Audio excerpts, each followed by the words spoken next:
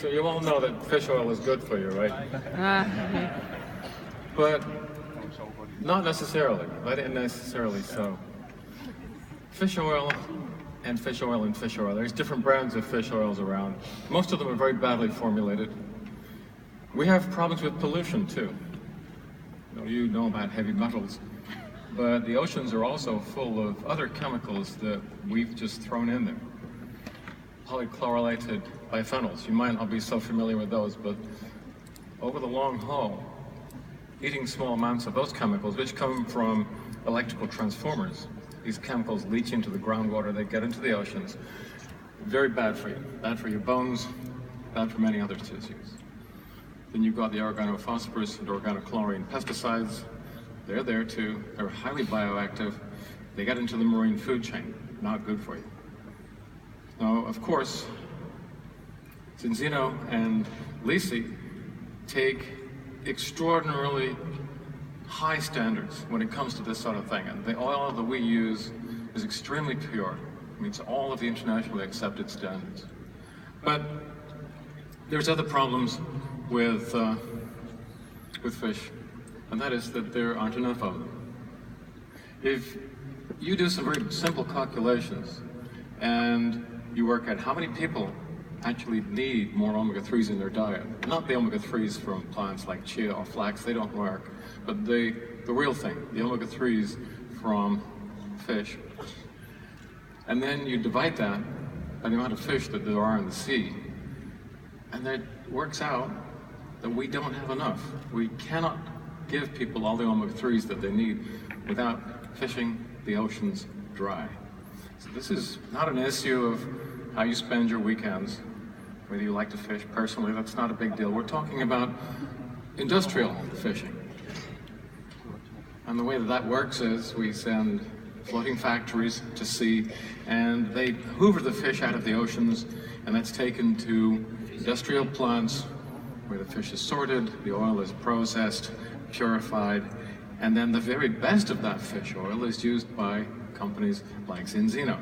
And to that, we add this very special, very high polyphenol pre-harvest olive oil, and it's the combination of the omega-3s and the polyphenol that really makes this work and sets us apart from really just about anybody else that's working in this space. That culminated in the first balanced products, which have an unparalleled record of effectiveness. I can't tell you how many clinical scientists and doctors that I know and that I work with who use these products personally and give them to their patients too, even although they cannot legally prescribe them.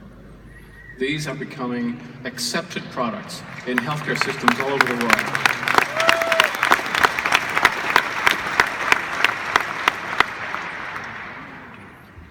And then we went for the Mark II version, where we took a technology that had originally been developed for a completely different industrial sector, and we brought it into our manufacturing process and came up with a fish oil that dissolved magically, made microsuspensions in water, fruit juice, Coca-Cola, beer, anything you like. It just makes the oil, taste, and the flavor disappear. And that was a real step forward for people who don't like drinking oil, and not everybody does.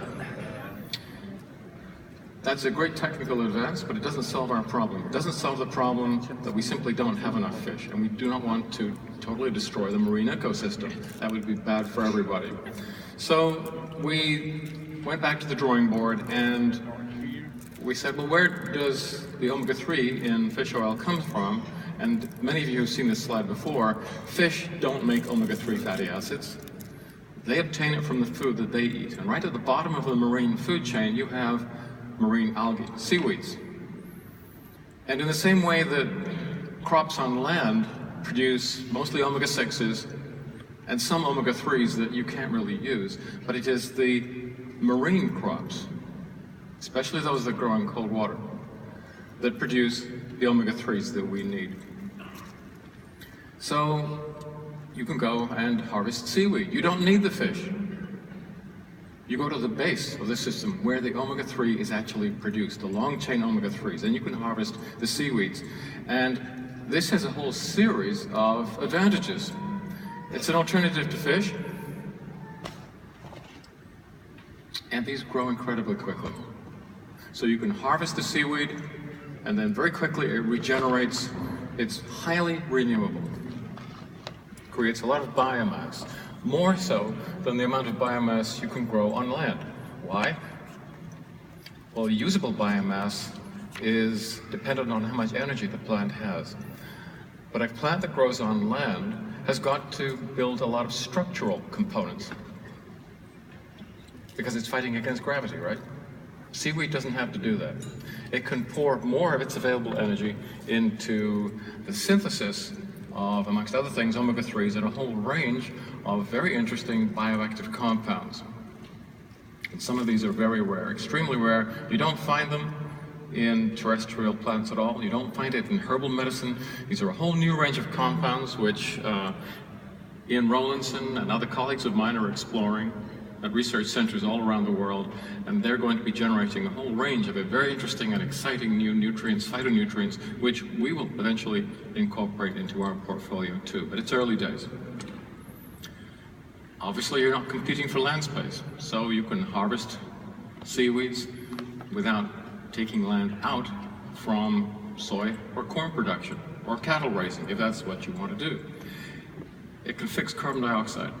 There's a problem with carbon dioxide, whether or not it's responsible for climate shift. I don't think anybody really knows yet, but let's assume that there's a possibility that it might be. Carbon dioxide fixation is a good idea, and harvesting marine biomass is one way of taking carbon dioxide out of the oceans and out of the oceans. Finally, if you want to use seaweeds as a bioaccumulating system, as a purification system, they can be used in that way too, because as they grow, they bind various types of pollutants, including heavy metals, and that's a way of removing those from the oceans and cleaning up the mess that some of our industries have made. So this is a very interesting new growth sector, a new agricultural sector, you could think of it as, and it has many applications and many uses. And it started off, as many of these sectors do, on a small scale.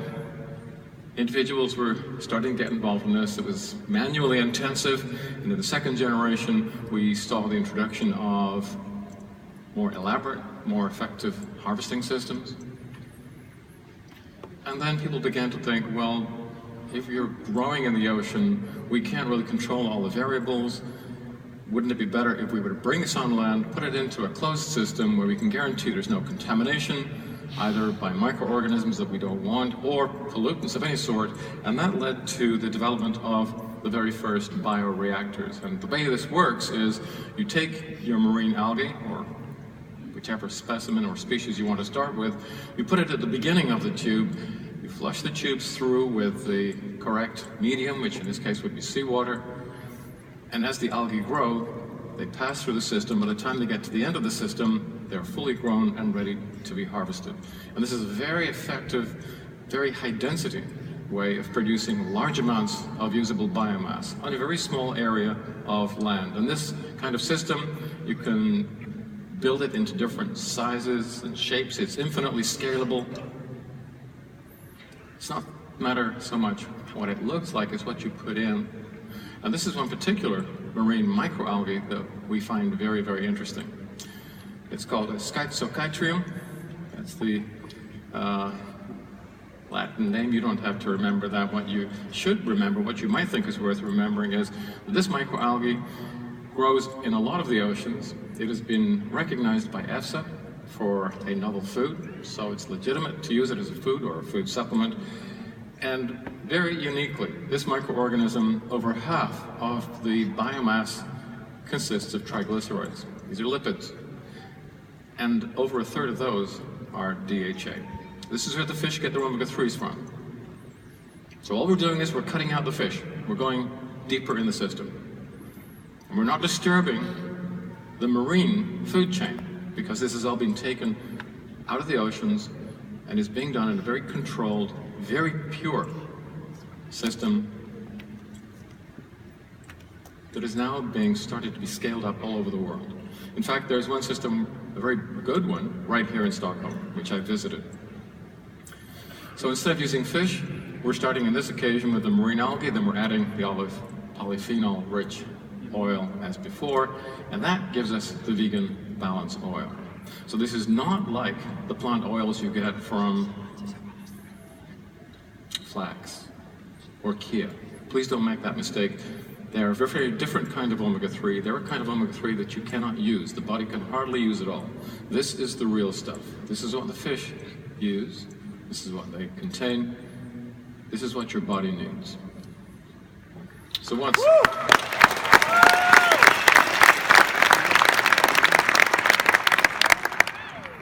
So let me break down the composition of it for you, because it's actually very sophisticated. I think it may be our most effective product so far. So the ingredients, break it down. 45% is the oil that is derived from this microalgae. 35% is the high polyphenol virgin olive oil.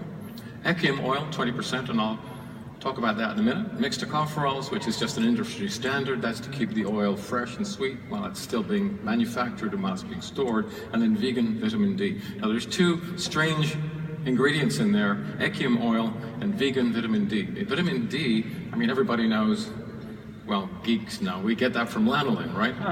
It's animal source. Vegan vitamin D is a little unusual. Some of you may have heard you can get it from mushrooms. You can get it from mushrooms if you shine ultraviolet light on them. Mushrooms generate vitamin D just as we do when you shine ultraviolet light on us. But most mushrooms produce vitamin D2, which is not necessarily the form of the vitamin D that you want, and we wanted something better. But let me show you first of all what echium looks like. This is Echium vulgare, and it used to be considered a weed. Its common name is purple viper bugloss, and what we now know is that seeds of this plant that was formerly a weed, but that were now being planted out commercially, contain a very interesting fatty acid called stearidonic acid, but more of that in a moment. This is where the vitamin D comes from. This is vitamin D3, cholecalciferol, which is the form that you want, and that comes from lichen. Now, lichen is a very complex organism. It's actually a symbiont. It's a symbiotic blend of a fungus and a cyanobacterium, called a mycobiont and a photobiont. It's an extraordinarily complex biochemical setup. Looks very simple. This is what reindeers like to eat. But this is an extraordinarily good source of vitamin D3. No animal is involved. Purely vegan. But it is exactly the vitamin D that our bodies use. So breaking it down a little further, 200,115 milligrams of alga oil, 1,604 milligrams of omega-3 fatty acids. That's in the content of 5 mils. EPA and DHA are there at the levels you want. The oleic acid, the omega-9 is there. And now I can go into a little more detail about the echium oil, why we put it there in the first place. What is so special about echium oil? Well, again, it's not like flax, it's not like chia, it's not like any of those things, which really are nothing more than a confidence trait, because your body cannot use those. Echium oil, and one or two other sources which we're starting to cultivate and exploit now, there's only a handful of them, contain something called SDA. Now, SDA is short for stearidonic acid, and it's not a short chain omega-3 like you find in most other plant oils. It's not quite as long as the omega-3s you find in fish oil. It's intermediate. And in fact, it's a part of the metabolic chain that occurs in your own body. When you eat the very short chain omega-3s, your body struggles, doesn't do very well, but it manages to make a very small amount of this. Once you've made this, the transformation to the very long chain omega-3s, the ones you really need, is easy. In fact, this converts at a rate of 30%, whereas LA from things like flax, your conversion rate for that is about 2 or 3%. So this is a step change. This is a much better source of the long chain fatty acids you need. But now it gets a little more complicated. SDA has additional anti-inflammatory actions all of its own. It's different from EPA, DHA. It suppresses the release and the metabolism of arachidonic acid. So it's actually adding to the functionality of fish oil by combining this, as the polyphenols do. We're building something composite here that hasn't ever existed before, and this produces anti-inflammatory activity that, from my perspective, makes this the most important clinical tool that I think I've ever seen.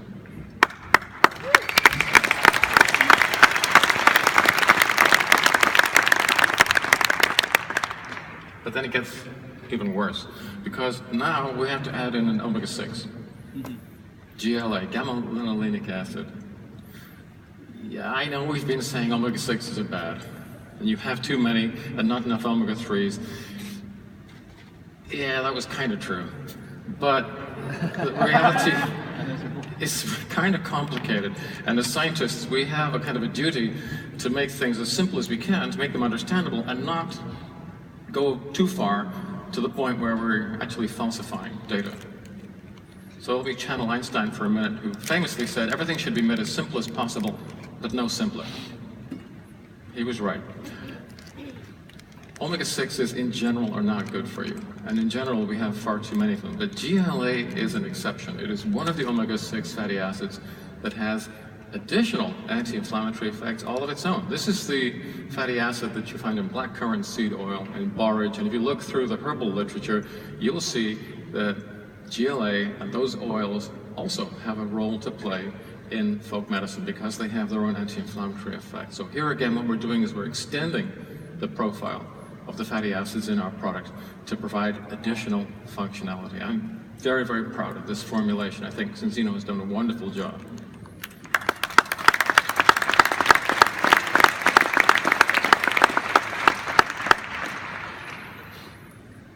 Any of you like the Smiths? You remember them? Yeah. Okay, well, I'm more of an Alice in Chains kind of guy, but I like the Smiths too. They're okay, you know, if you're neurotic and live in a basement. And that was their great album. And if you want to take the moral high ground and say that meat is murder and be a vegan or a vegetarian, I'm absolutely fine with that. I don't share your principles. I enjoy being an omnivore. But up until now, I think vegans have been unfairly penalized. You know, if you can't eat fish oil, what we find when we measure their lipid profiles is they have really unhealthy 6-to-3 ratios, which is one of the reasons why being a vegetarian or a vegan does not guarantee better health. In fact, they don't live any longer than omnivores do. A minor difference. It's insignificant. So now we can actually rectify this. What we can now do is to provide a source of omega-3s that will allow you to remain in balance and hold on to your lofty moral principles. At the moment, this kind of vegan omega-3, the algal oil, is a little expensive. The margin over fish oil is quite significant, and that's reflected in the way in which these products are being priced. But what will happen is that as the bioreactors become more popular, and we're seeing more and more of them being built now, the algal fish oil will be commoditized, its price will continue to fall. At a certain point, I think it'll be approximately the same price as fish oil, and looking further ahead, it's actually going to become less expensive as these bioreactors continue to be developed and amortized. And at that point, I mean, maybe what we'll do is we'll switch everything to algal oil. Who knows? I think that would be an interesting proposition, and that may be the way that we go. But in the meantime, omega-3s are good for you, and this is a way of providing them to everybody that needs them. Thank you.